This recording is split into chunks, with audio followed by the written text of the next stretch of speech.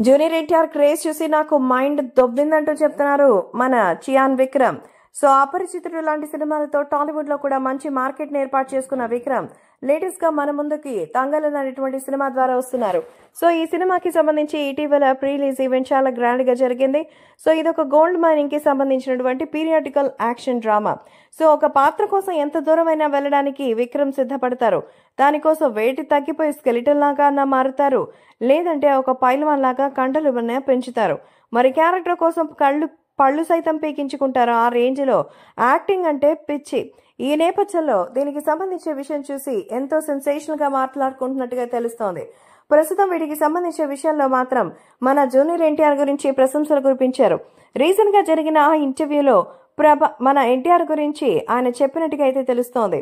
ప్రస్తుతం junior NTR craze చూసి తనకి ఎంతో మైండ్ బ్లాంక్ అయిపోయిందని చెప్తున్నట్టుగా అయితే సమాచారం.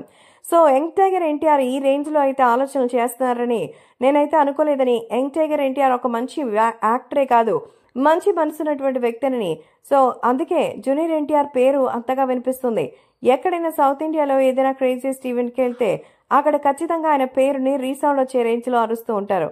సో నిజంగా మాస్ లో ఆయనకున్న ఆడియన్స్ పల్స్ మాత్రం వేరే లెవెల్ అని ఎన్టీఆర్ ఫ్యాన్స్ క్రేజీ అంటూ కామెంట్ చేశారు మన విక్రమ్. సో విక్రమ్ తమిళనాడు థియేటర్లో కూడా చాలాసార్లు ఎన్టీఆర్ పేర్లు నేను విన్నానని, జూనియర్ ఎన్టీఆర్ కి ఇక్కడ మన సౌత్ ఇండియాలోనే కాదు